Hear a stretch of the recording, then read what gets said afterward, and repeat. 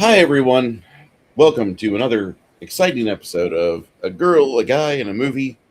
Today, we are reviewing the 1973 Richard Lester directed classic, The Three Musketeers. And oh my dear Lord, this movie is a banger. It is so good. Oh, wow, look at Janet. Arr. Hey, Janet, how are you today? Really? Good. Awesome. So, we watched this movie and I wanted to see it because it's been talked about by a lot of my friends. And okay, fine. Go through the casting list. Faye Dunaway, Raquel Welch. Okay, it's got the eye candy.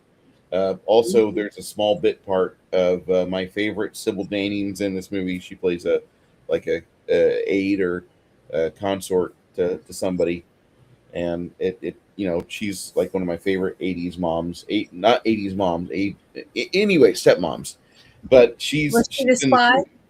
Who? Was she the spy? uh let me get The you woman who exact. went and told on I believe she is. no, I guess not. It said no, Rodney. Yeah, I think she was the one that went and told Faye Dunaway's character that she's sneaking around and seeing the Duke. So that's how that whole intrigue got going on that part of it. She has just a little bitty part in it. Hmm. And for those of you wanting to know where Sybil Danny, hold on, she plays Eugenie. Hmm. So Yeah. this and she's like, as far as IMDb is concerned, she's 10th on the list. Yeah, but what did she? What character did she look like? Do you have a picture that you can share? Um, okay, this is an older film, so most of these photos that are on IMDb, it just says the Three Musketeers. Yeah. Here, Salkind, Richard Lester on set of Three Musketeers '73. Hmm.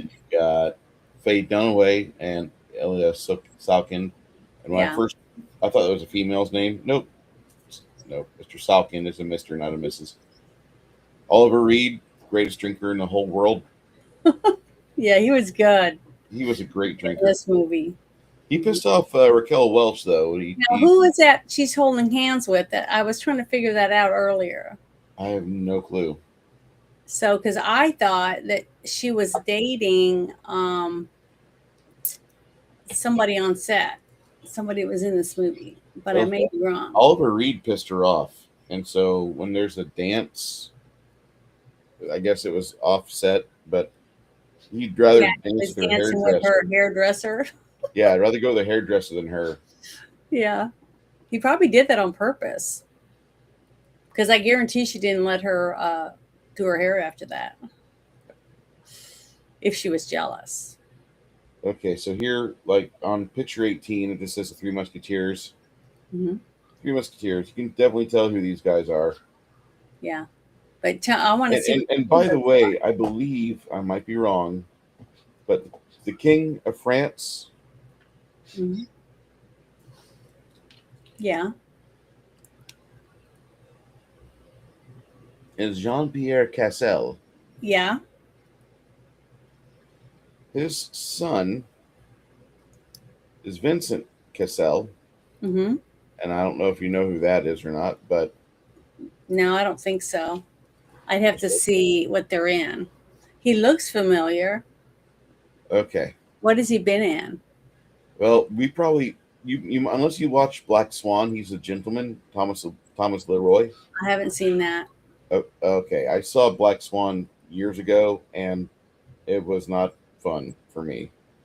However, scrolling down, one of my favorite movies of all time, and it's got Vincent Cassel, Mark Dacascos. Did they ride horses through the woods? Yeah, This is the movie. this is the one I asked you that I wanted to watch, and I couldn't remember the name of it. And I said, but it looks really good. And then I thought you put it on the You've list. never seen this? Have you No, ever seen it before? but I want to watch it because I like Okay, that actor. we will. Okay, good. The, And the, it looks really scary. it's a very good suspense film. It was made at the same time in the wake of the Matrix 1999. So this Mhm. came out, and everybody wants to do slow motion with like 500 cameras on set with a different, little bitty different angle, so you can do a really good pan around the set. So that's this movie here. It's a French version of the retelling of the Beast of Guerre which I can't pronounce French shit with a lick, but I'm going to try anyway. It's fun. So it's like a werewolf. And there's a animal that they get. It is quite beastly. It looks like it's armored. Everybody thinks at first it's a werewolf. People are getting killed in parts of France, and it's just a very good political action film. And that's exactly what it is. You just have to watch it through the very end. Yeah, I saw this trailer, and it was one of the movies that I wanted to add to the list because I'd never seen it, but it looked really good. And that that guy right there, all the actors, I said, had great actors in it. I want to see this movie, and I couldn't remember the name of it. Mark Dacascos, so it looks like he's in the Last of the Mohicans. Hmm. It looks kick ass. It looks like It a is. kick ass It is movie. a very kick-ass film. He was in Love John this. Wick Part 3. I forget the movies this guy's in, but he's in everything French cinema. He's in it. Yeah, The young it Abe, looks Jeremy really good. Renier, I guess, he's in a lot of French films as well. Vincent Cassel is the son of the man I just had up there from the Three Musketeers. Yeah. And he also was married to Monica Bellucci, the oldest Bond girl to date. Oh At 50 yeah, years old, she was inspector.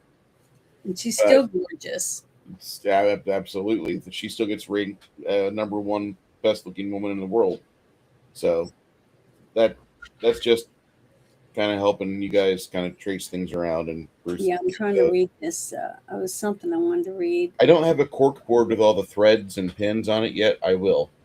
Okay, so yes, if you've ever seen The Howling Part 2, Mhm. your stepmom's a werewolf. It's great. It's a horrible schlock film. The Howling Yeah, Part 2 is I great. love. Well, I saw the first one, and I thought the first one was really good. But one of the things that I looked up, and it said that the cast stayed in a plush hotel in Mhm. Madrid. Did you read that too? Yeah, about the carrots and the goldfish. Yeah, the Oliver Reed joke. I mean, I bet he was so much fun. Honestly, I bet he was kick ass to work with, because some of the little trivia stuff that I was able to read, I was like, God, I bet he was so fun on set. But yeah, it said that he had taken all the goldfish out and put them in the tub in his room, and then had carrots carved to make them look like goldfish. And then the next morning dove in and started eating them Yep. to see what the people would do. I thought that was really good. But it said Richard Lester liked to film rehearsals and have a camera running continuously to capture All anything time. unscripted. So that, honestly, if you think about it, that's really genius. It said he shot with multiple cameras, sometimes up to 5 on one take, rather than a typical single, camera style like lots of directors do. And then it said instead of using standards for long shots and moving in for a close up, Lester would film the entire scene from close up to master shot at the same time. So that way he had anything he needed for the editors to make it very dramatic. I just think he was really, really smart and interesting. But this film kept me, intrigued through the whole movie because I'd never seen it till today. So it was really, really well done. And he did a great job directing this movie to have so much action in it. And the one scene, like I said, the laundry scene with the blue dye and stuff. And I love the one line that the actor that played the Duke, when he looked down and he saw the women using their own legs to rub the clothes on because they didn't have washboards. They were just standing in almost knee deep water, right? And they were taking the shirts and twisting them and then rubbing them and rubbing them on their legs and then shaking them and then rubbing like that. And he said the next time he wore a shirt, he was going to think about all the work that went into cleaning it. I just love that. I thought that was such a good outtake of the environment that this whole movie was based around, because so much was done. Everyone did something. And the rich people that were so rich that they had ceilings that were 20 feet high, and rich tapestries hanging on the walls, and the curtains were just made, everything was just so rich, like you had to have tons and tons of money to have anything. And if you had nothing, you basically lived, in a shack with dirt floors and things like that.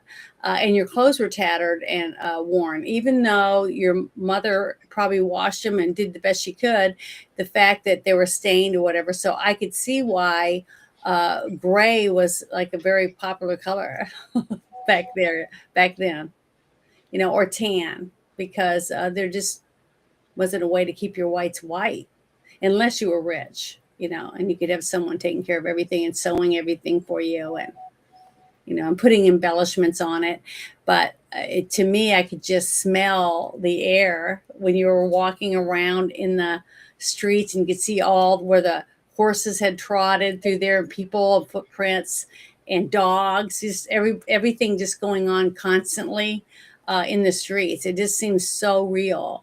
And from some of the things I read, they said it was over 100 degrees every day in some of the areas that they filmed to make this. So they were sweating with all the layers of clothing that you saw the people were wearing. So I just thought it was, and even in the bedrooms, you could see how high the ceilings were, and the decor in these rich houses with the giant, massive 4-poster beds, and it was just, I just thought it was beautiful. It's so rich. Well, they filmed this in Spain, right? A lot Yeah. of this is filmed in Spain, and everything that I was reading about was that they didn't really have sets; they had locations, and they would just, kind of flash their credentials, and they'd get things set up, and a few days would pass, and they'd pack up and move along. But everything in this movie looks like it is just fresh, like.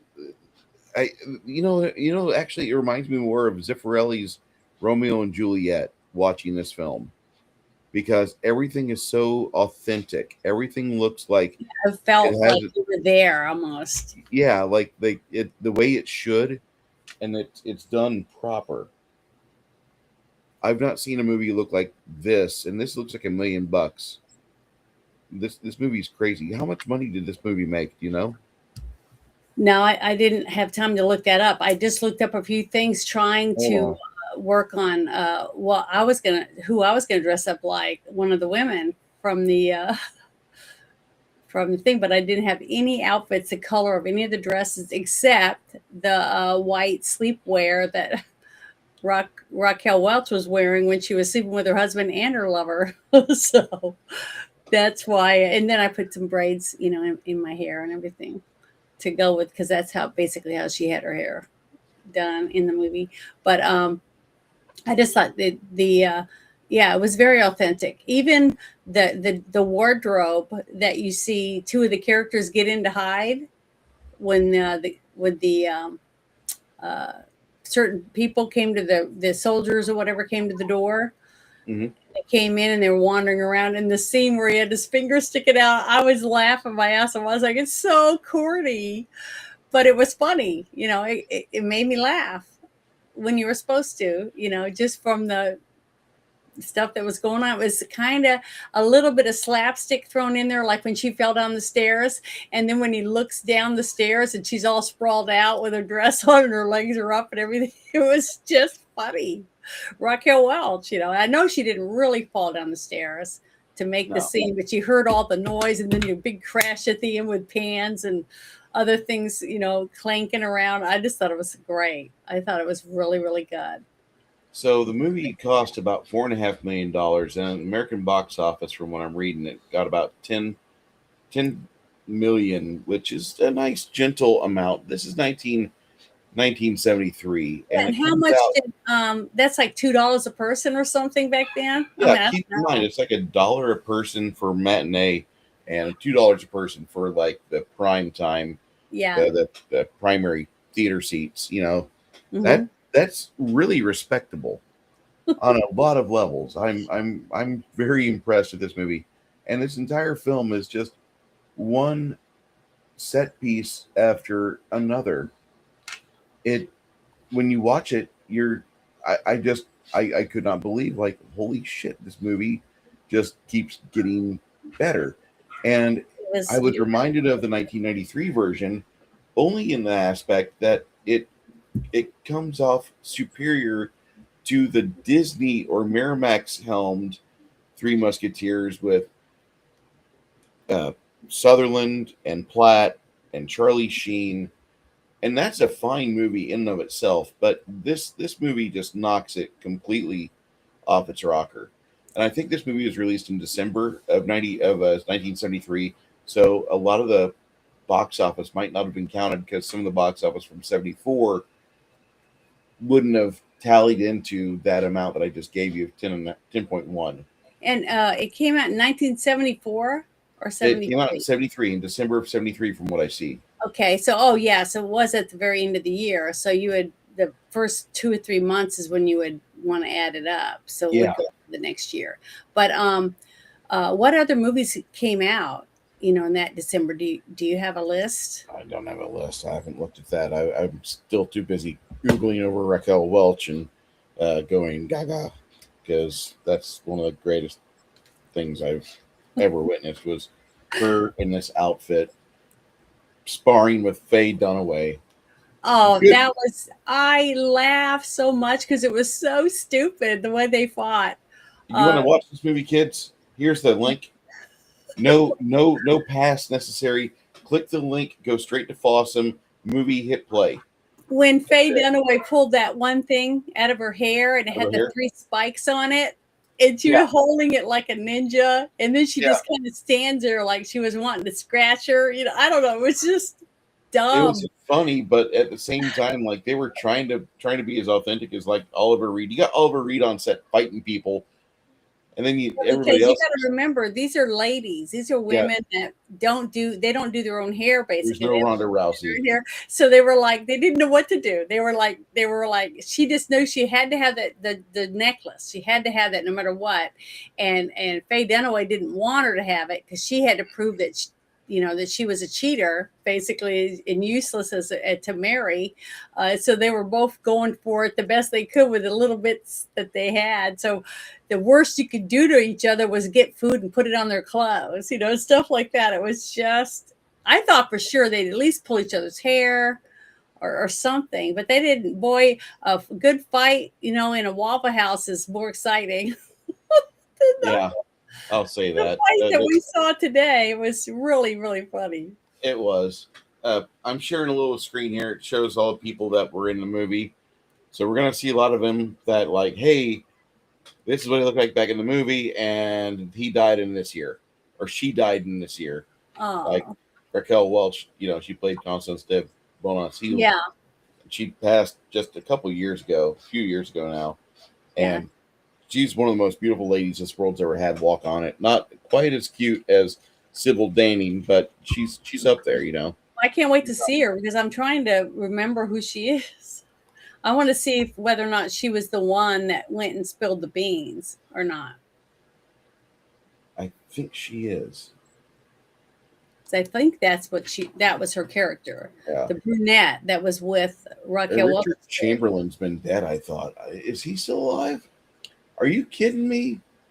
Richard Chamberlain's still alive? Yes. That fluffer? Hmm. No, he died in 25.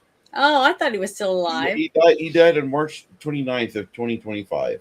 Okay, So this year this is a little or old, this last year. Yeah. just last Okay. year. Michael York, one of my favorite actors of all time. And he has that same Still mouth. alive? Yeah, he's still alive. Okay.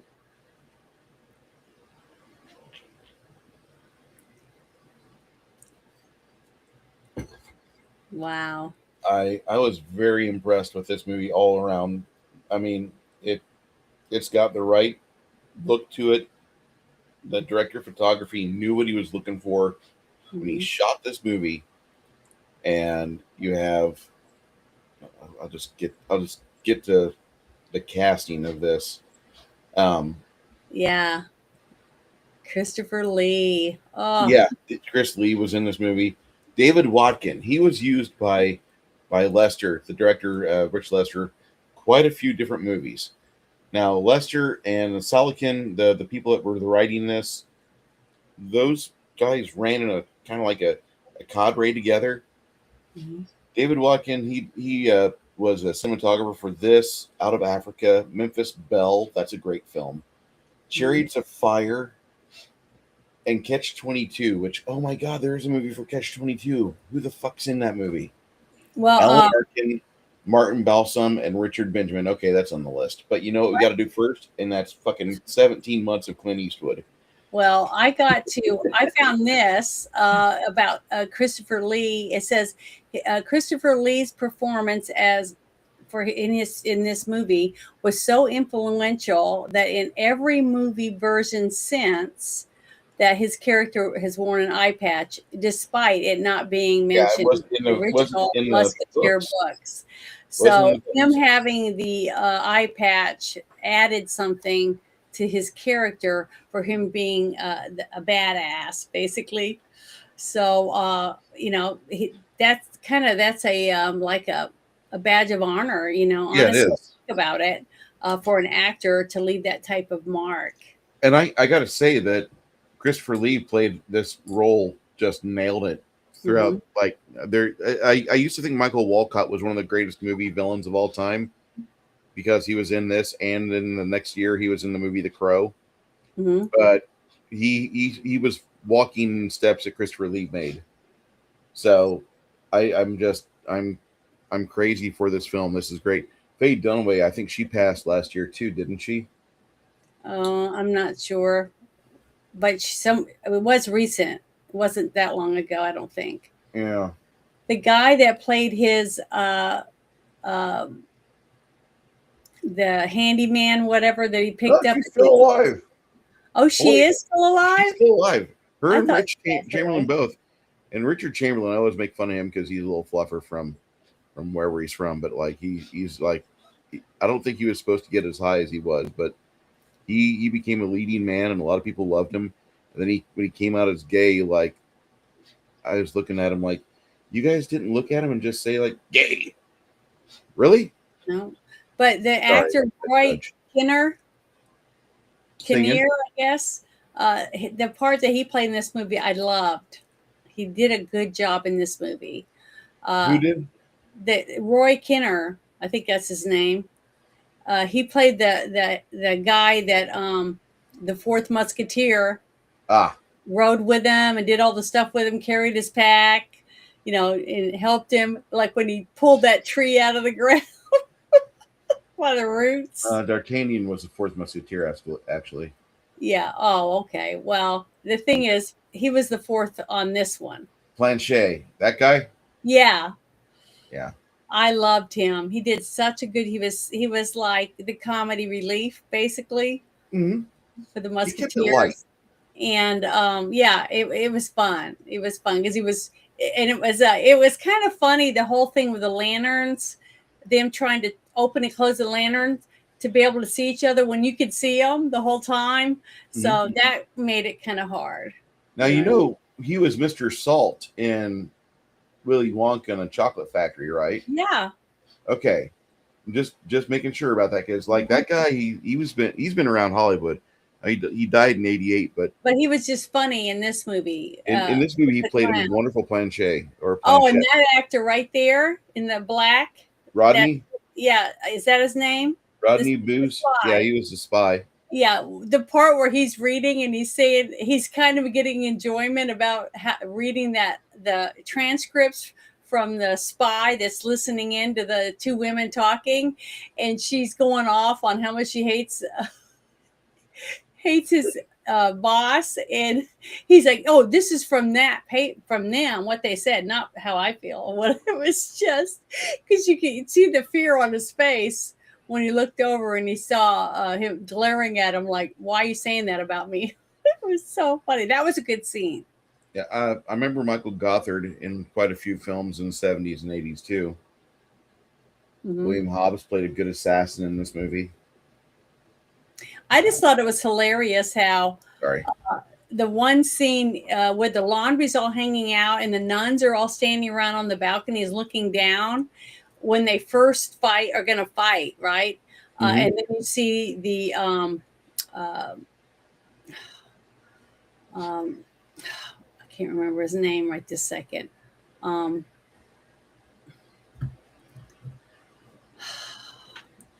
went blank. I just went totally blank. Well, when they were going to fight and they showed up there to fight the new guy that wanted to join them. D'Artagnan, played by Michael York. Yes. Okay. And then the other guys show up and tell them, we're going to have to fight you to keep you from, fighting here because you're not allowed to fight or whatever. And that whole scene, I thought it was hilarious. Where they used the sheets and the ropes and everything from all the laundry that was hanging up outside. The fight choreography is so well done in this movie. William Hobbs did it, but yet this is a guy's movie that when you see this, you're like, what in the hell? How do they film that? But to me, what was funny was when they fought with dignity, like when you walk up and you take your gloves off and you slap the guy in the face, which means you want to duel him, right? Mm-hmm. And how they didn't shoot each other in the back, they didn't stab each other in the back, that because there she is. A couple of times they would turn their backs to the bad guys and they didn't get stabbed. They did. I just thought it was funny how they trusted to turn their backs. Do you really want to stab a guy in the back and be like, oh yeah, I got rid of that guy, I got him in the back? Well, I mean, they do it today. They do it now. There's no dignity or honor in fighting today. They just kill anyone. They shoot you for a pair of tennis shoes. So, or rob a woman or beat a woman down to the ground and take, her $25 that she has on her. There's no dignity in it today. But that's one thing that really I kept. For some reason, in the back of my mind, I kept saying, I can't believe they turned their backs to these people because none of them stabbed the others in the back or, any of those things. So I just thought it, because you remember in the spaghetti Westerns, that's when I found out that my mother said that I asked her about it. We were watching some old spaghetti Westerns with my grandmother, and I asked my mom, I said, why are they treating the women so bad, but they treat their horses really good? And she said, well, back then, if you stole someone's horse, you could be hung. But if you beat up a hooker, they didn't give a shit. Because women were nothing. They couldn't even have property or any of this stuff. And I was like, oh, I didn't, that's why one of the reasons why I wanted you to do the Bad Girls movie, because it kind of gave an idea of what it was like for women back then. If your husband died, basically you had to be a prostitute. There really wasn't anything you could do to make a living because you were worthless. You were worthless. I'm sad to report, I just found this out as I was exiting some tabs, and T.K. Carter, the young man who's placed to Kurt Russell's right, the man on the left-hand side of the screen here, T.K. Carter has passed, according to California authorities. They found him unresponsive in his home. Oh. And he is no longer with us. He was in The Thing, Runaway Train, and Punky Brewster, along with many other various iconic roles of the 80s. Of course, my favorite role he ever did was he was Knowles in The Thing. Who's throwing their nasty drawers in the trash can? Yeah. Remember that? And he's on roller skates. Yeah, he was on roller skates. It was an iconic scene. That was an iconic movie for him, I feel. It was. I mean, that was a great film.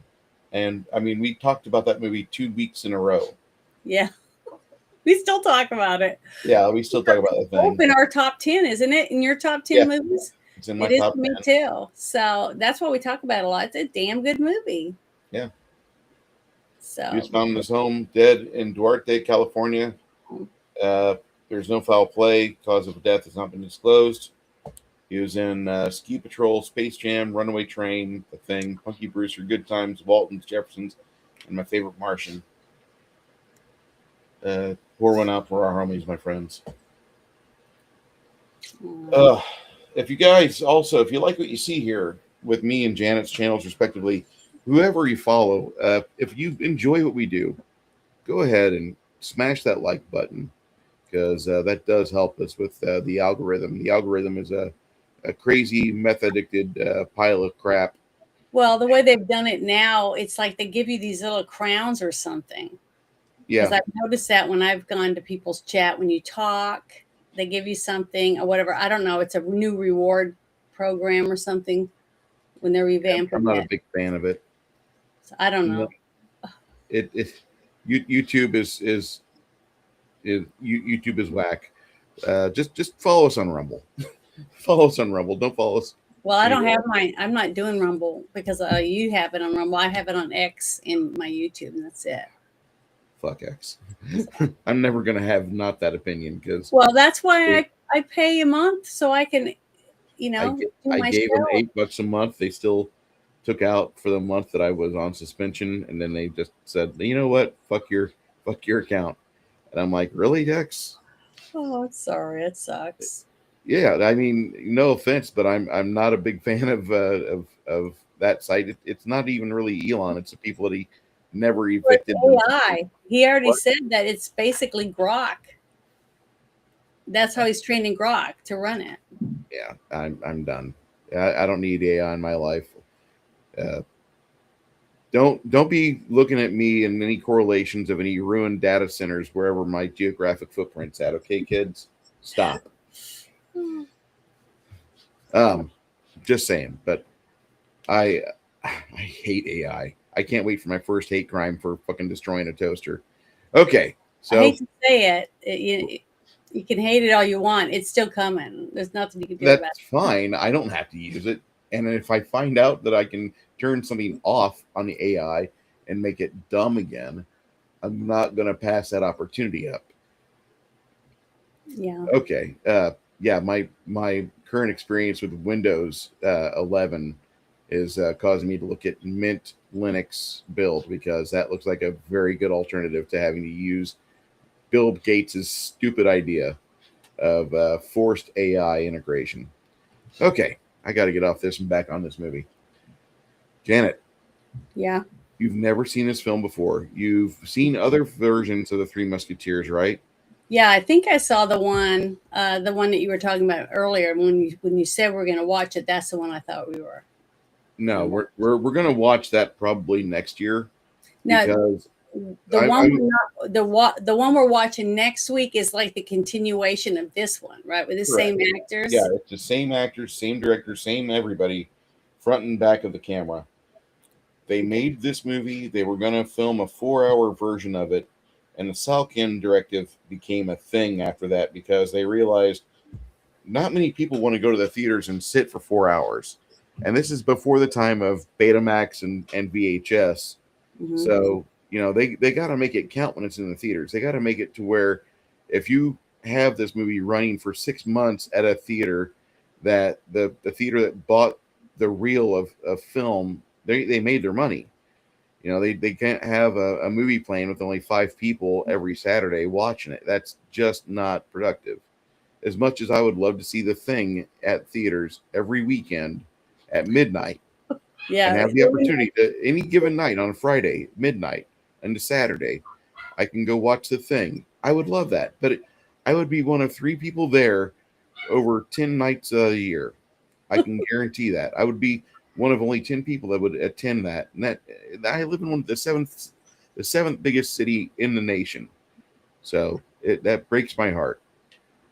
Wow. God bless you, TK Rowles. Okay, clankers.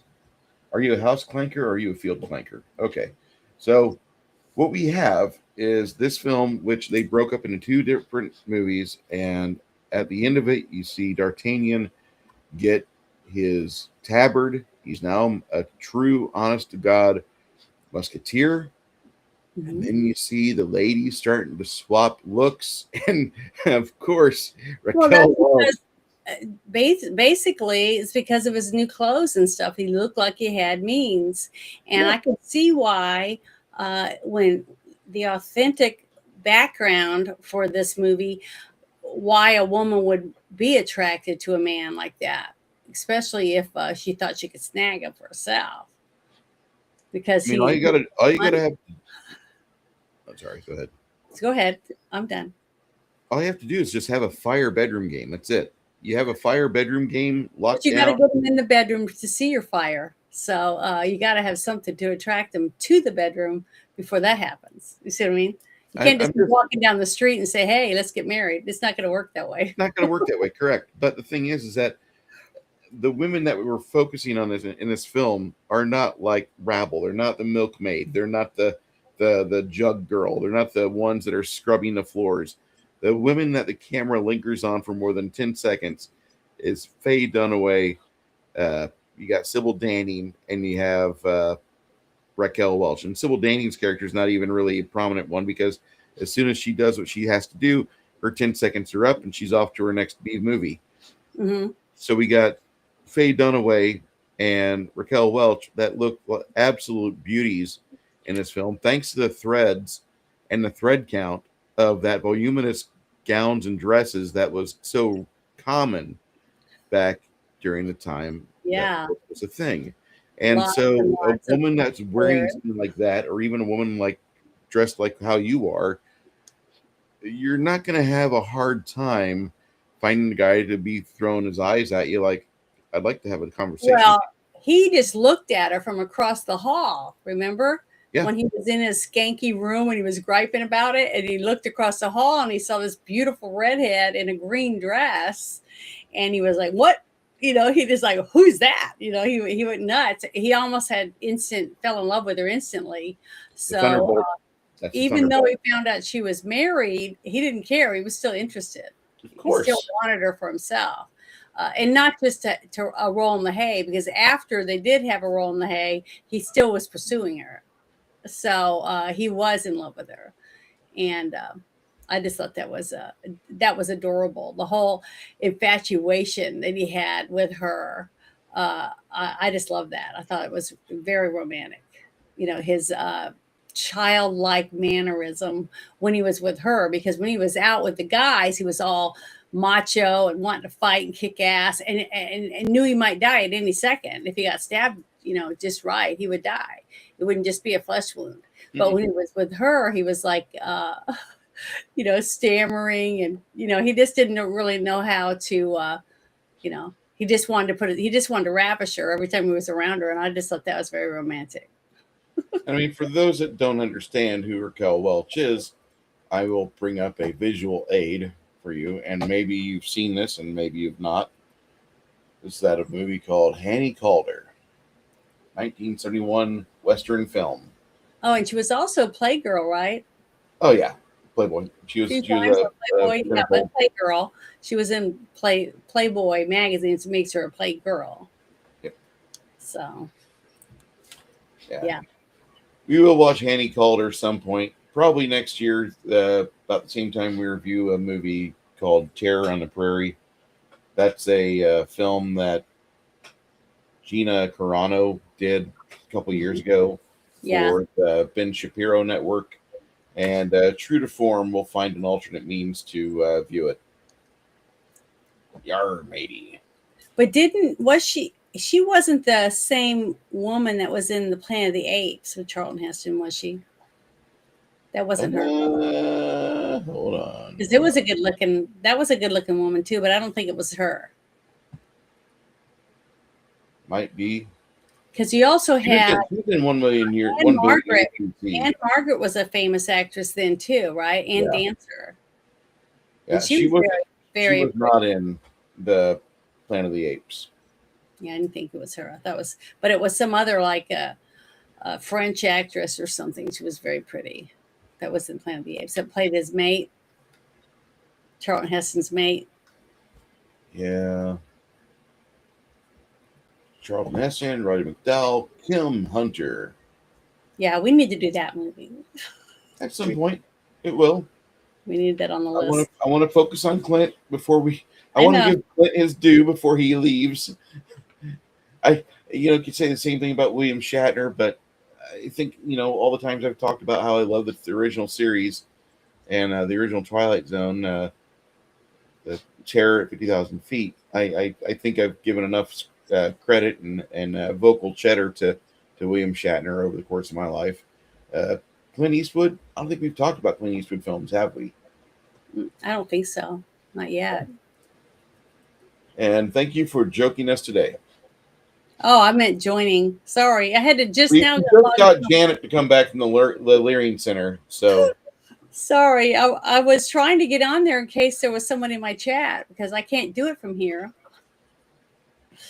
it's okay. Yes. So I just logged into my YouTube on my phone so I could chat. But yeah, thanks for joking with us today. It's important. We love the jokes. But So yeah, I love Clint Eastwood. yeah, and I just think that our friend Nick, they're doing 5 weeks of Chuck Norris on their Toxic Tuesday show coming up on Tuesday. Oh, Chuck Norris, yeah. They'll be doing 5 more weeks of Chuck Norris, but that's always fun. Everybody will have a beard by the end of that series. Everyone, even the cast, even Davina Duckworth in chat will have a beard. I'm thinking about maybe wearing a beard for one of the spaghetti westerns that you do, depending on which ones we do. Well, we're going to do the Man with No Name first. Okay. That just has to be. I mean, we have to have the Man with No Name, otherwise there's no need for us to talk about Clint Eastwood. That's I mean, he was a guy that was on what, Gunsmoke or some country western show, not Big Valley, but Clint Eastwood was on a little western back in the 60s, and then somebody's like, "Hey, you look like someone I could make money off of," and then his career took off even harder. Mm-hmm. It was great. So I really appreciate what he's contributed to my life, and we're going to watch a lot of his stuff. Wasn't he making movies back when Robert Redford made that Jeremiah Johnson? Wasn't that around the same time or not? Yeah, same time. Correct. Because I love that movie. That was one of my mother's favorite. It was Rawhide. Thank you. Rawhide. I've never seen that one. What? You've never seen that show? Mm-mm. Wow. Nope. Sorry. That's crazy because that's such a good show. But there's lots of stuff out. I mean, like it depends on like that one. What was it? A few weeks back when we were talking and we were naming off all these movies, and I go, I saw that one. I saw that one. I can't see a movie every weekend. I mean, who can afford that? Next weekend, I won't be doing the game because I'm going to go see the.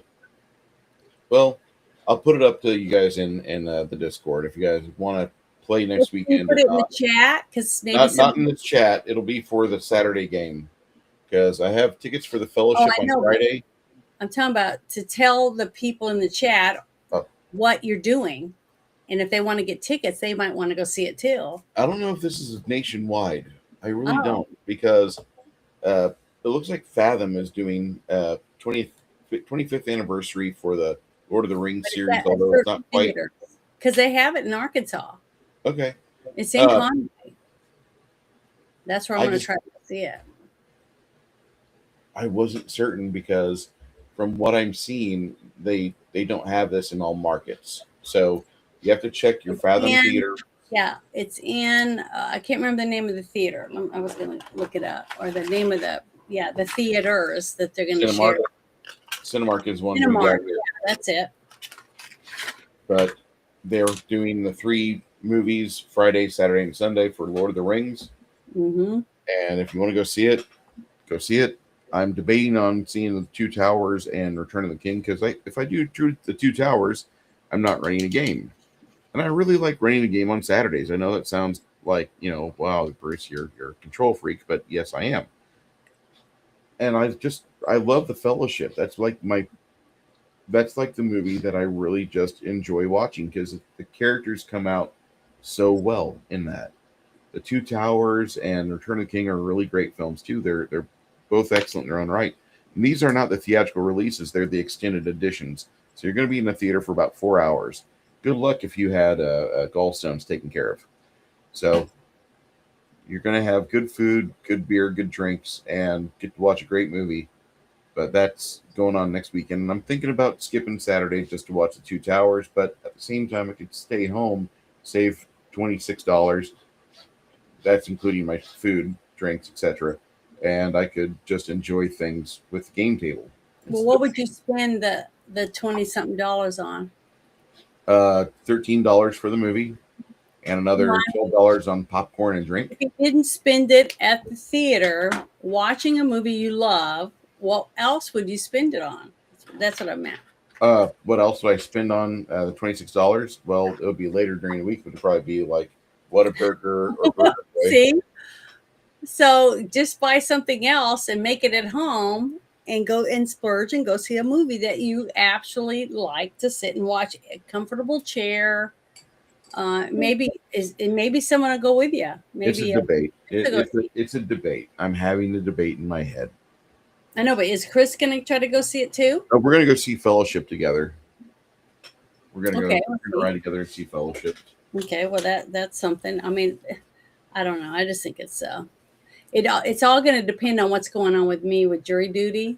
What's going to happen with me? And I'll find out tonight. I got to call tonight and find out if I'm on the docket or not. And have to drive 88 or 98, almost 90 miles to go to court. And baby girl's like, you got to go see it. Seeing that in the movie house would be great. Yeah, I know. It would be. I think it would be. I love going to movies, and I love movie popcorn. I know it's just the way it's made, but it's just something special about it. Getting to sit in it. I would go see this. Honestly, if there was a place, a theater that you could go and you had like 20 different movies to choose from. And I mean, like there was a website and they would take a vote every month on different movies for the next month. Like each weekend, which movie would you want to see? Either this one or this one for each weekend.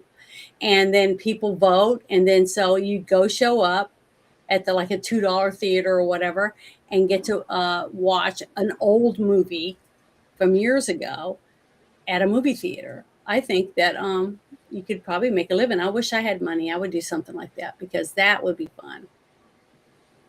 Yep, that's Clint Eastwood and Rawhide. He was Roddy Yates. Wow. And if you are able to watch, John looks so much like his dad. Yeah, Scott Eastwood looks a lot like him. Is he still doing movies and stuff or not? I don't know. Because Kurt Russell's son looks like him too. Kurt Russell's son just needs to start making fucking Snake Plissken movies. That's all there is to it. But then he's remaking his dad's stuff. I don't care. To make his own niche. No, Janet. We need more Snake Plissken. I want more Snake Plissken.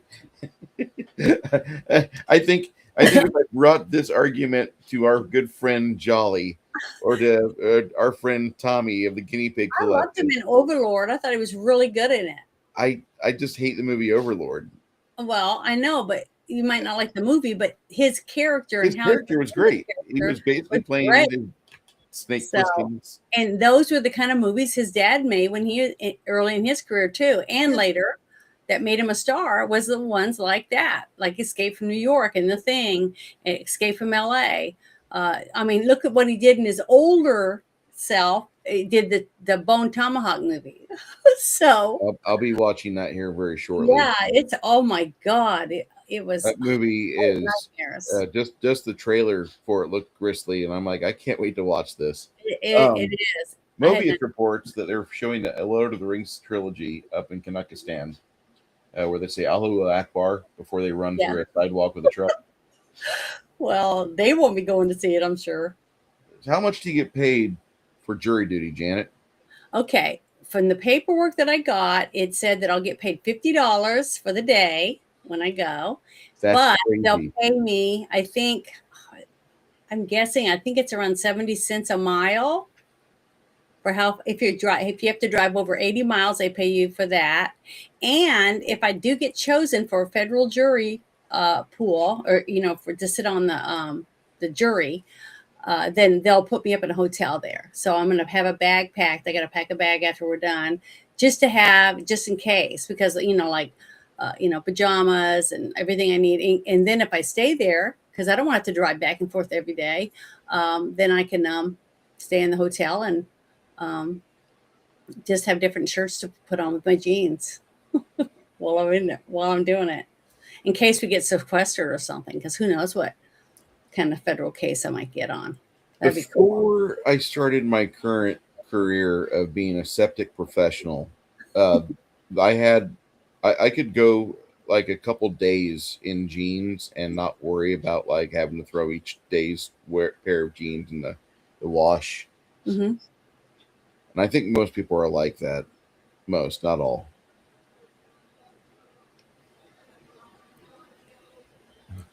Oh yeah, I like the movie Expendables. I wouldn't mind doing that movie on here. But he's saying one with all Kurt Russell characters. The first one, yeah, we'll have it'll be all Captain, Jack Burton, Captain Ron. You got McCready, all the Elvis. Because which character? If you could only pick one character of his, which character was your favorite? Snake Plissken? No, Jack Burton. I am a. Oh yeah, I forgot about that movie. All Through the Blood is nothing but Big Trouble in Little China, Janet. Yeah, he's my favorite. Ever since I saw that movie in 1987 in a friend's basement, that movie has been on the top of my list of why we need nice things, and that movie is perfect reason why we need nice things. So you were madly in love with Kim Cattrall then? No, not really. I actually liked the girl that Miao Ying. I thought she was really pretty. I had rice fever when I was a young child because there was no Japanese in our town, and my grandfather, if he would have ever heard me say that, I would have been hung out in the laundry. I would have been dead. Because I want to put Porky's Backyard, Porky's movie or whatever on the list too. I think we have it on there, right? Yeah, Porky's one. Yeah, the first one. Not Porky's 2 and not Porky's 3. I haven't seen those two, so Porky's is the only one. You just have a mental image of what a movie should be, and just keep that close to your heart, Janet, because Porky's 2 and 3 are kind of disappointing. I don't know. I really don't go see a lot of the sequels of movies. So I'm a loon. If a movie I like gets a sequel, even if it's only for a budget of $5, I want to see it. I didn't go see the second Gremlins. I only saw the first one. Okay, Janet, we need to see Gremlins Part 2 first. That'll be our first weekend of December movie for this year. Because Pee-wee's Big Adventure, that's a good movie we can put on the list too. We got a lot of movies on the list already. I mean, how many would you say is on there, Bruce? Right now, on the average, we have before I added the Clint Eastwood chronology of great films. Before we had that addition, there was approximately 78 movies that I had picked, and an equal amount that you had picked. So 78 times deuce. Yeah. That's roughly 156 films.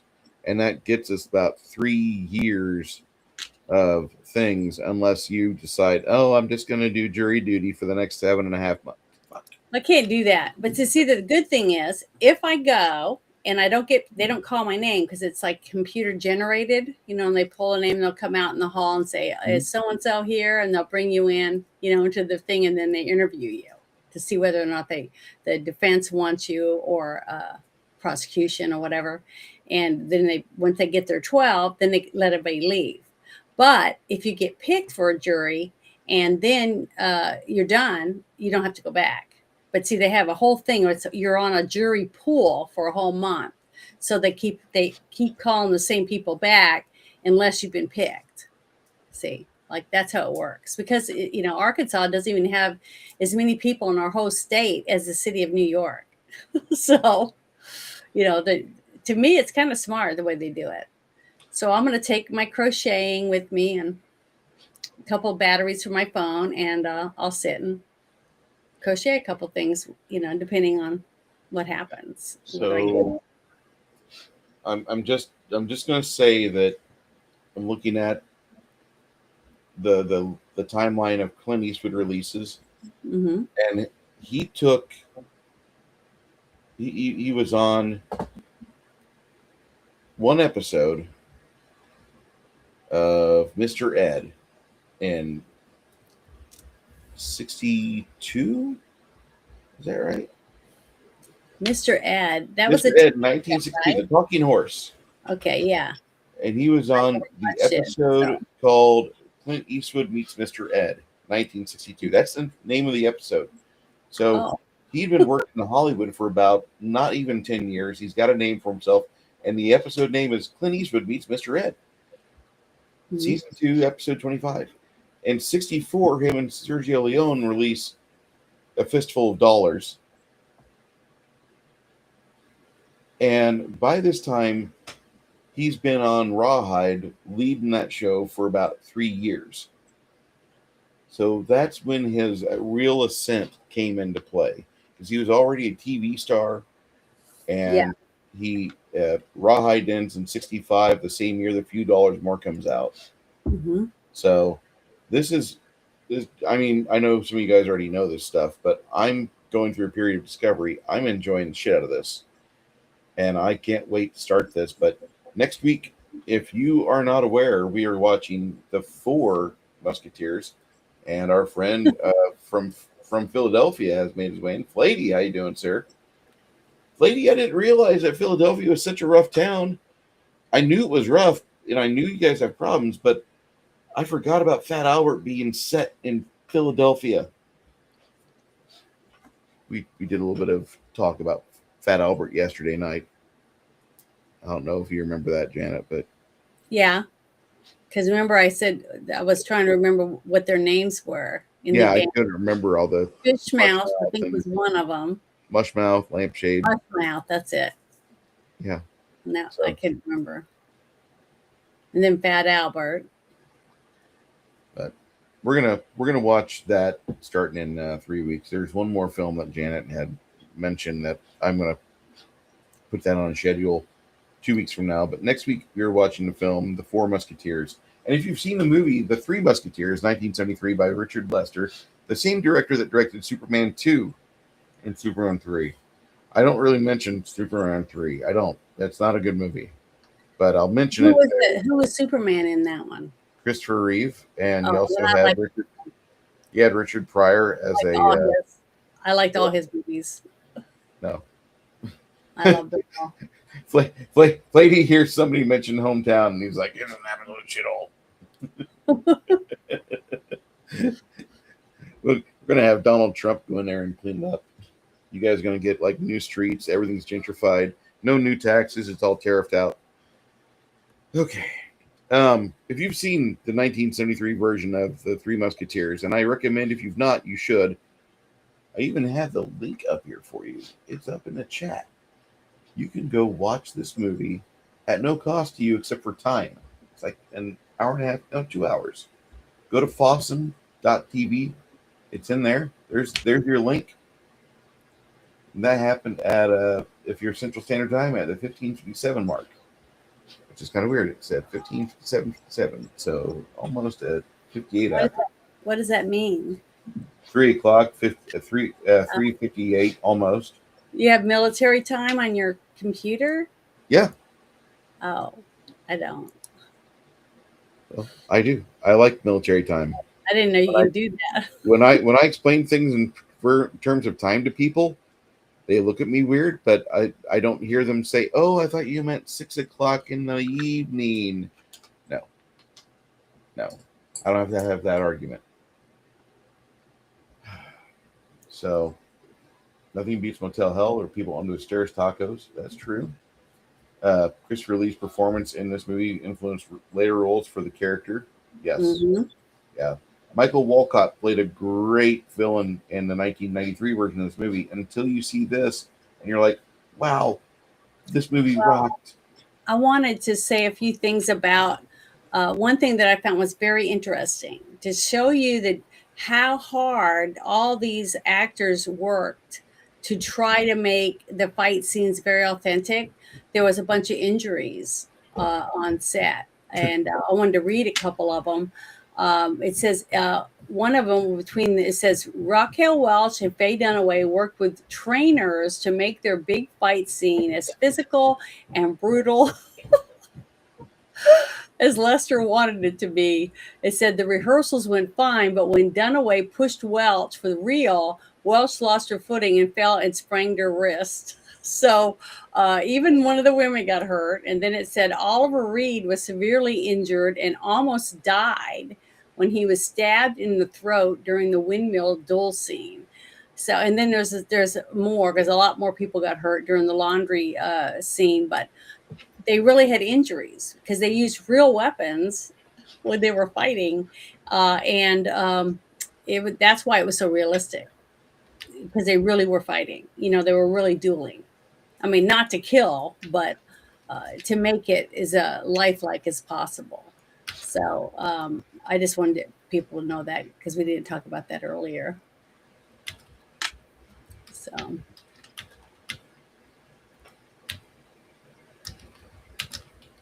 Says here, York remembers doubling for his injured stunt double. He later resorted to stuffing his script inside his clothes for protection. Well, that makes sense too. So, and you couldn't put the little ball on the end of it. You know, like sometimes they'll do that with trainer swords and stuff. They put this little metal ball. It has a metal ball on the end, so it can't actually really pierce you. It hurts still, especially with use force behind it. But because then it wouldn't look very real, would it? If they all had these little balls on there. And I don't think they really had a lot of really good editing stuff like they can do that today. No. In 1973 or whenever it was, and they filmed it. So I think the editing game really took off around 75, 77. And one of the first big directors really start abusing that was John Landis. And you see it in a little bit in Animal House, but when he does the movie American Werewolf in London, the editing really pops. That editing in that movie just completely pops, and it goes completely for the gold, for the gusto. Well, one of the other things I read, it says the stunt people were terrified of Oliver Reed due to his sheer ferocity when it came to the fight scenes. He would often leap in without rehearsing. It got to the point where they would draw lots to see who would have to face him. It says Sir Christopher Lee recalled, I remember during a fight scene, he came in with me with both hands on his sword like an axe. And I paired it and stopped totally. I said, I think we'd better get the routine right. And then I said to Oliver, do you remember who taught you how to use a sword? Don't you forget it, because it was him, I think, that taught him right. Just really taught him how to use the sword. I just thought it was funny because he was very spirited, just like I said, and he was a jokester because he's the one that took all the goldfish out of the pond at the hotel and put them in his bathtub in his room so he could put fake goldfish that were made out of carrots in there, and then leaped in there and started eating them like he was an animal to see what people would do. So he must have been a lot of fun on set. Oliver Reed is one of my fucking heroes. As much as it sounds weird that I would have such a self-destructive individual that I look up to, Yeah.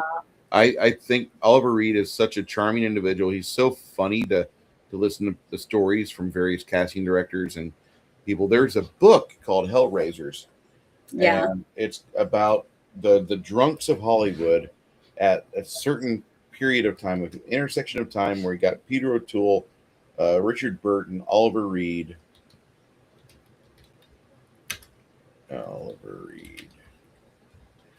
Okay. So the life and inebriated times of Richard Burton, Richard Harris, Peter O'Toole, and Oliver Reed. And this is going to be on next week's buy list for my Amazon. But it's called Hellraisers. And it's the Yeah. story of drunken binges of near biblical proportions, parties and orgies, broken marriages, riots, and wanton sexual conquests. Indeed, acts so outrageous that if you or I had perpetrated them, we could have ended up in jail. Their mercurial acting talent and love for the press and the public allowed them to get away with that kind of behavior that today's film stars could scarcely dream of. They were the last of a breed, the last of the movie Hellraisers, and this book traces the intertwining lives of Burton, Harris, O'Toole, and Reed, plus an assortment of other movie boozers who crossed their path. It's a celebratory catalog of their miscreant deeds, a greatest hits package, as it were, the most breathtakingly outrageous behavior, told with humor and affection. You can't help but enjoy it, and after all, they bloody well did. God put me on this earth to raise sheer hell, says Richard Burton. I don't have a drink problem, but if that was the case and doctors told me I had to stop, I'd like to think that I would be brave enough to drink myself into the grave, says Oliver Reed. I was a sinner. I slugged some people. I hurt many people, and it's true. I never looked to see the casualties, says Richard Harris. Booze is the most outrageous of things, most outrageous of drugs, which is why I chose it, Peter O'Toole. So this is a book. A lot of people have bought it. A lot of people have enjoyed the shit out of it. And it's got a 4.3 out of 5 rating, a lot of 5-star ratings right there. And was put out 14 years ago this year. Looks really good. If you ever do look at the list of alcohol Oliver Reed had on the night he passed, whenever a British destroyer pulled up in Malta, and he's like, I'll challenge all of you to a drinking contest. Holy shit. No wonder the guy's dead. That would have killed most military light infantry battalions. The guy Do you want me to read off what he drank? Because I took a photo. Yeah, the guy's a champ. Yeah, I looked up the trivia and it said he died of a heart attack in a bar after downing 3 bottles of Captain Morgan's Jamaican rum, 8 bottles of German beer, numerous doubles of famous grouse whiskey, and Hennessy cognac. You ever have grouse? 5 much younger Royal Navy sailors at arm wrestling. So, and his bill ended up being a total of over $600 for what he did. And then it said that the other thing I found was that it said Reed died during the filming of the movie Gladiator, and it cost the company $3 million to recreate his face so he could appear in the scenes that he had left to shoot. So yeah, it was a shame, but he could drink like a fish apparently. So the whole thing he did with the goldfish, I could see why. But yeah, I couldn't even one shot of cognac and I would have been throwing up. So cognac tastes like shit. Ugh. Not it. I did not like it.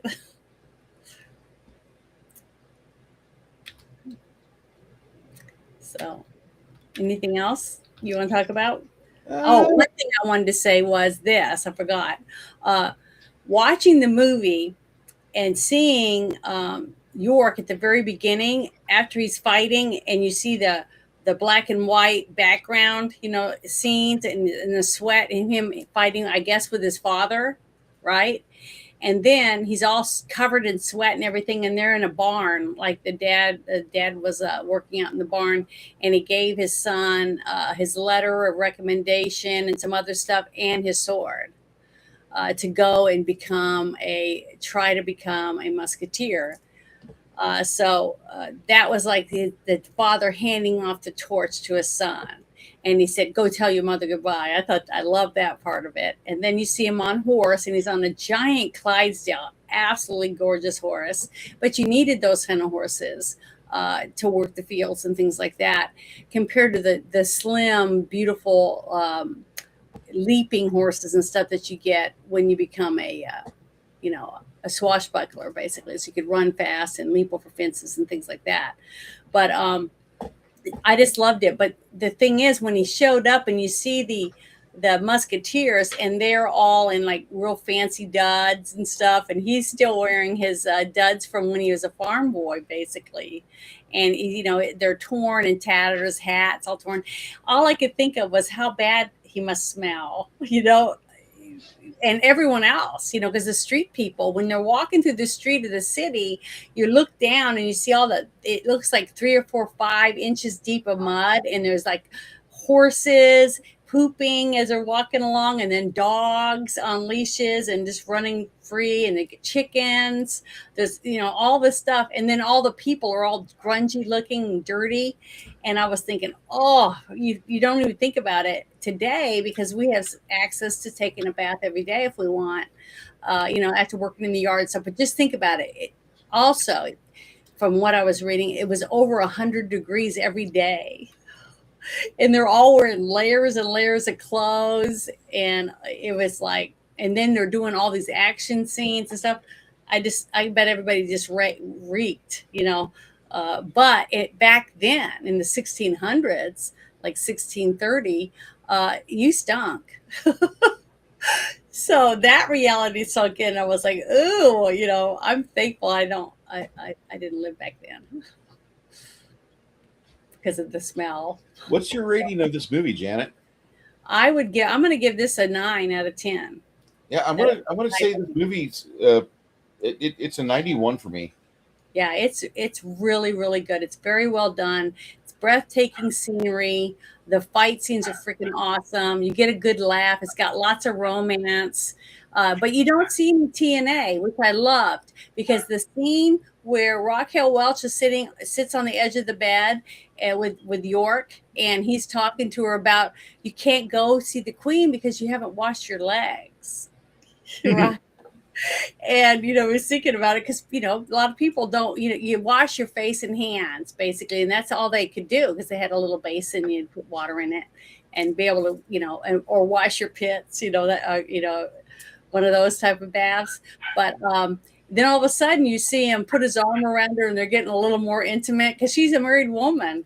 And it's in his room, that he's renting, and he kind of just slowly, they lean out of the camera, under the bed, and you don't have to see anything because what's happening, That's fine. And then later he's very, he's just all like, an animal wanting to, every time he sees her, he's just all over her with his hands, wanting to, not being but he was a gentleman though. He was wanting to hug her and stuff like that. I just thought it was fun. It was a good, fun movie. Well, for those of you that don't know what the Four Musketeers is, talk to Janet next week. We're going to be watching this film in her Discord. Yeah, if you want to watch it, let me know. We'll invite you, and you can watch us around 12:30. Before we go to the trailer for Four Musketeers, I want to have you read the ratings here that we got coming in. Okay. This baby girl loves you. What'd she say? It's 8 stars. Well, she must have liked it pretty good too then. The Three Musketeers / Four Musketeers is great films. Excellent cast, costumes, locations, fight choreography, etc. One of the best adaptations I've seen, and 90 out of 100 hands down. Definitely. Do you know what though? This really was better than the Three Musketeers I remember seeing from what was it, from the 90s? 93. Yeah. This is head and shoulders better. I mean, I don't know. I seemed like there was lulls. I remember being parts where I was like, I could look away or talk to my friend or whatever. This one, it wasn't like that. I was watching through the whole thing, laughing, or going, thinking, like when he fell down in the well backward, that kind of stuff. There was always something about to happen, and it was just fun. It was just really fun, entertaining. Well, for those of you that don't know, Mobius also says about the worst thing you can do is push a downhouse back about 5 feet. It makes rude for awakening for taking the midnight piss. Yeah, it was nasty. Oh, that reminds me of that one scene where there's a guy and he's got a couple animals around him, and he's cutting up lettuce. The kind that grows real tall. Yes. And he's cutting that up. Then all of a sudden you see the window above him open up with the 2 little windows like this. And it's a woman, and she has, like, you could tell it's a shit bucket. And she just goes out like that and just splatters on him. And I gagged. I almost threw up because I could almost smell it. You know what I mean? It was that realistic. It was pretty gross to live back then. Ooh, it's just disgusting. I'm so thankful I don't. Now, what's this? This is going to be for the next week's movie. Yep. Okay. Okay, so for those that aren't familiar with this movie, come visit us next week. We're going to be watching this, and here's the trailer. These are scenes from The Three Musketeers, the most widely read novel of all time, and a world-acclaimed motion picture. Oh, But the whole story has not yet been told. There's much, much more to come.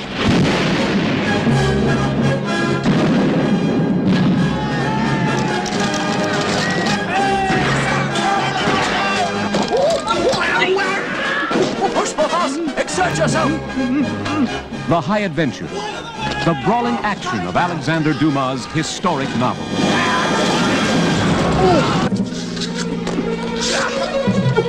Everyone knows there are not just three Musketeers. D'Artagnan takes the king's oath to make it the Four Musketeers.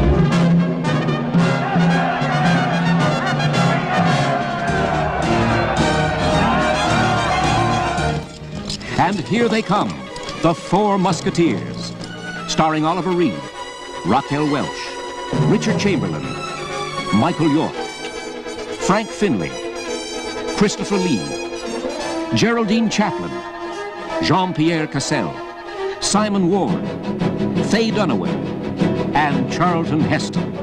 I will not assist in your private murders, madam.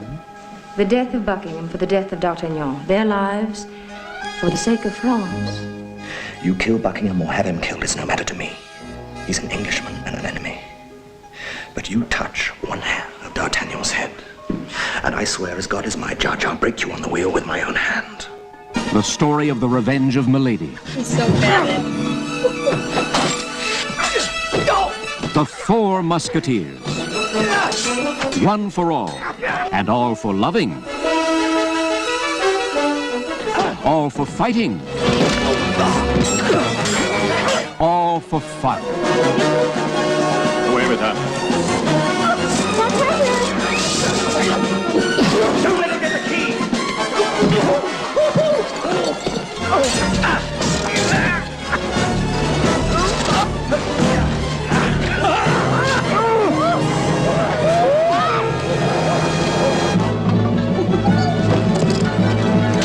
An all-new production with an all-star cast. The Four Musketeers.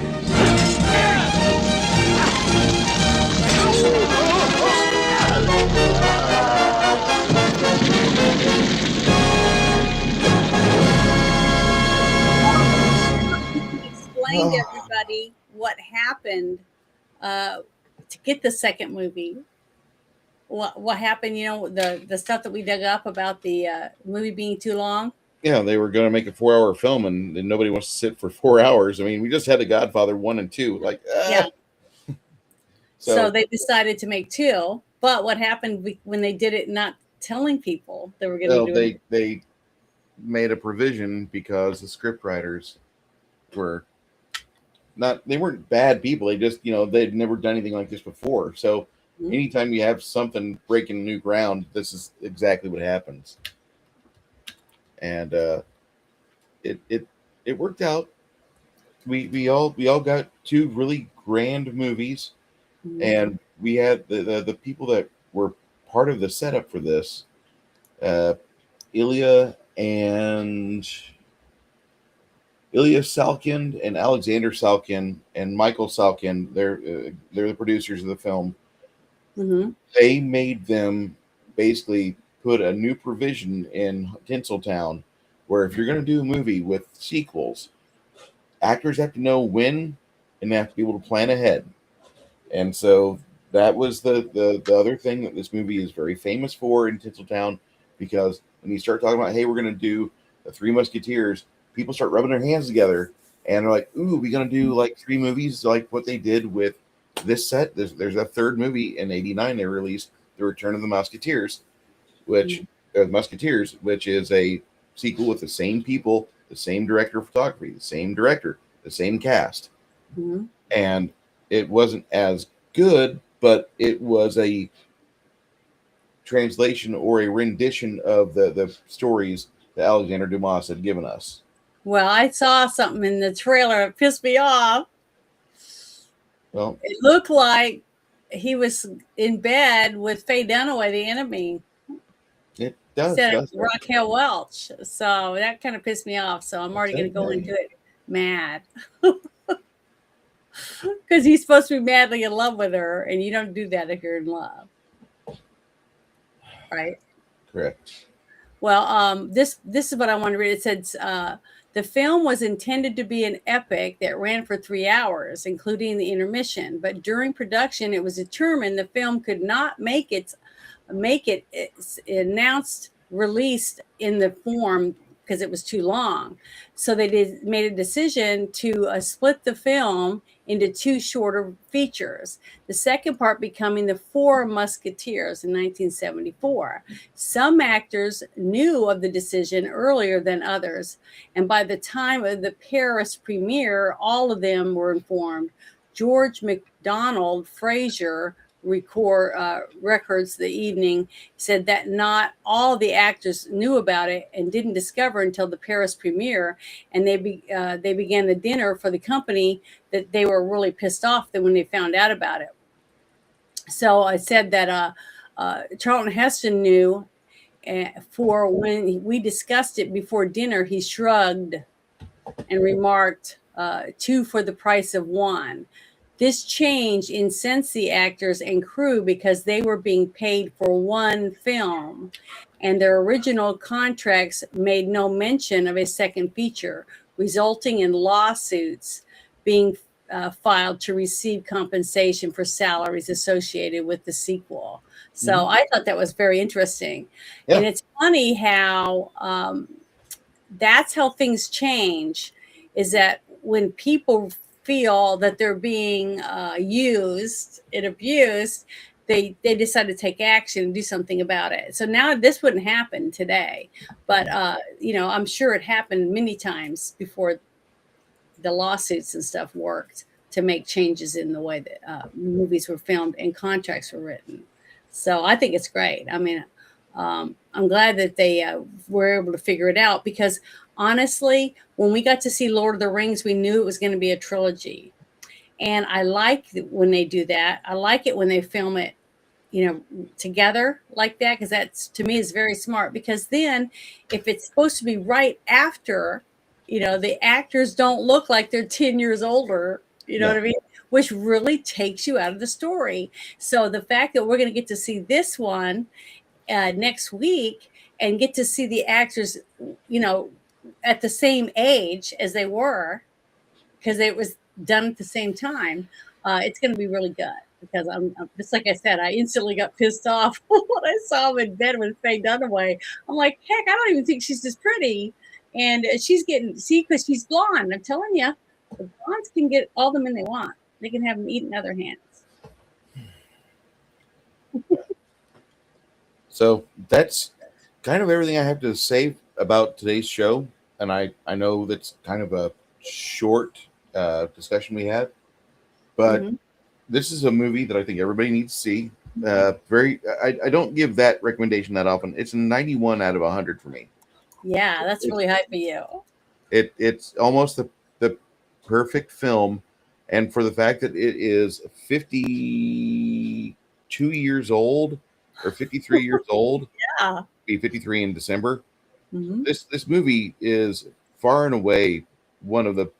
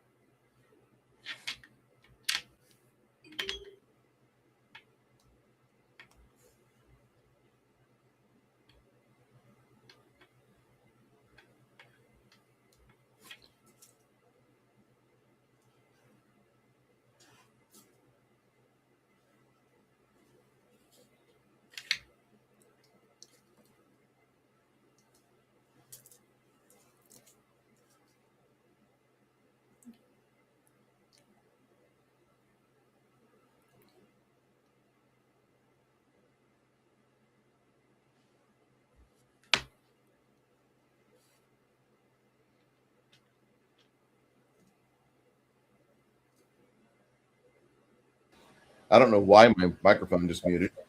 Okay. Can you hear me now? I can hear you now. Yes. Okay. So this film, it's a 9.1 out of 10. I think this is one of the better movies that you could sit down and watch on a holiday with your family. Hmm. If you've got young ones that they like romping around the house, this is definitely a movie that will inspire them to have more shenanigans and fly through the living room.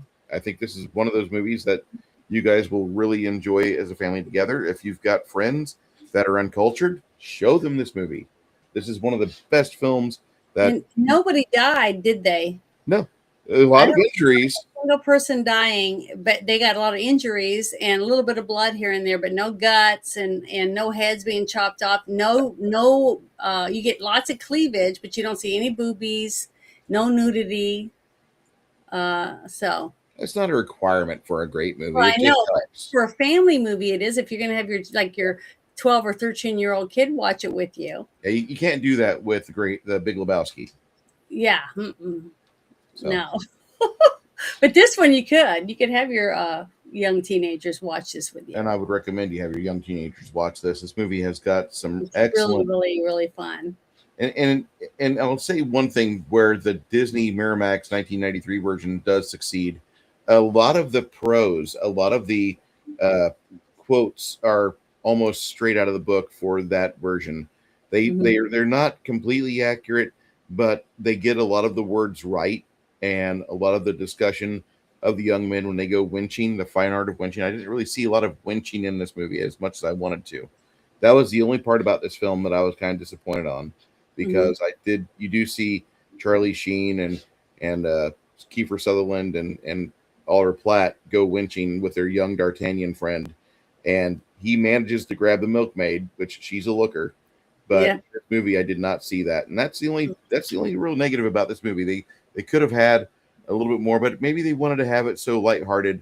And a lot of the fight scenes, they're not really superior in blood, but the sword play is good. It's a very brutal movie. Also, Oliver Reed is not a good fencer, and so in every fight except for one, I think he gets disarmed, and he just comes out as a brawler, which is Yeah. why the movie, He's brute force. yeah, he's completely brute force, and I'm here for it. I love watching him fight. But that's what made them different. See, Yes, I think that's what made the Three Musketeers so special in the first place, because each of them had their own technique when they fight, like you would personally anyways. Every boxer that gets in a ring and fights, they add their own little twists to certain things, and that's why one will be successful over the other. And that's what makes it good and exciting, is you don't know what to expect from each of them during a fight, because each of them use different things at different times, depending, and that's why they just say, oh, well, we'll let him finish his fight, he can catch up with us later. They all just leave, because they feel that each of them have their own way of fighting now, except for the youngest one, because you could tell that Oliver Reed's character kind of took a light shine to him and looked out for him. You know what I mean? It was a little bit more aggressive for him than he would be with the other two guys, which I like, because it made it a little bit more personal, like a little brother, So I liked it a lot. I thought it was really good. thought this movie's fantastic. Can't wait for next week. Looking forward to all this. For those of you that want to see more of this film, want to be involved with this, talk to Janet. She's going to be available to discuss where you can go see this movie, The Four Musketeers, with us next week on Sunday.